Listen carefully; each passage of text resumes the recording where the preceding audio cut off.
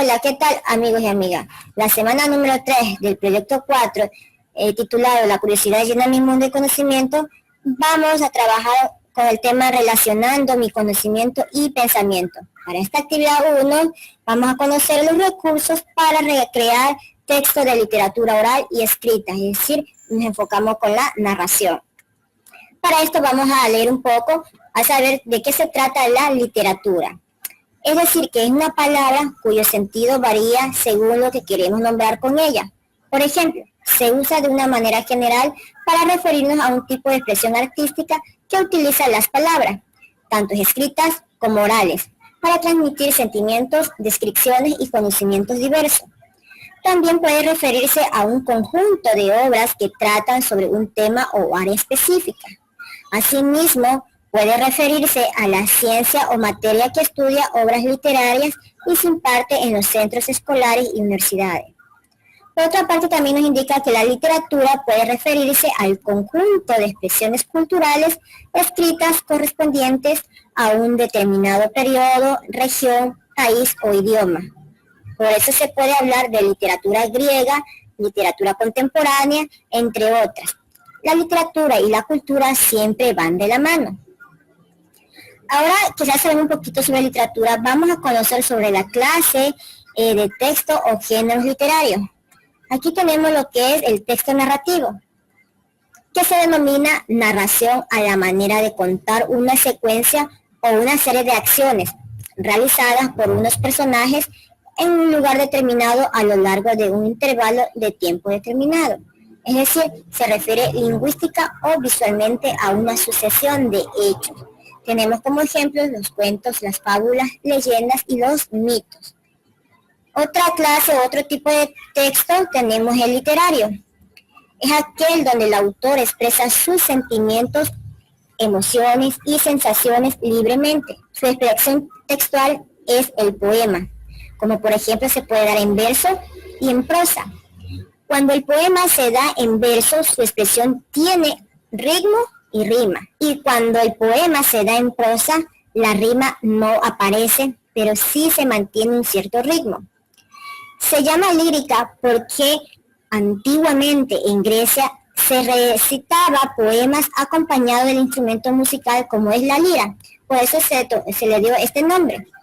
También tenemos el otro texto o género literario que es el dramático.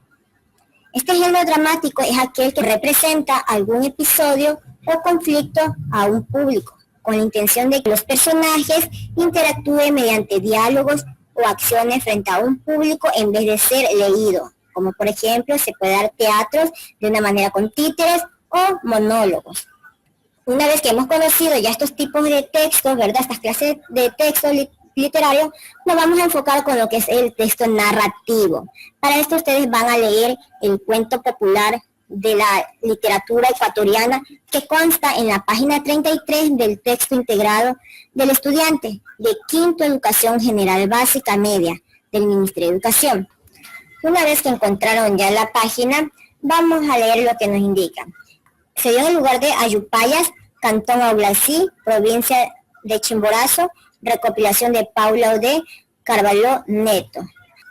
Les recuerdo algo, como ya hemos venido estudiando anteriormente, debemos respetar lo que son los signos de puntuaciones, ¿verdad? Tanto los puntos seguidos, las comas, los signos de admiración. Empecemos. 2 hijos adolescentes buscaban incansablemente oro, pero no lo encontraba por ningún lugar. Agobiados regresaron a casa. El padre lo condujo a un campo lleno de matorrales y piedras, diciéndoles que ahí había oro y que era necesario sacar los montes y arrojar del sitio todas las piedras con el fin de que quedase limpio el campo.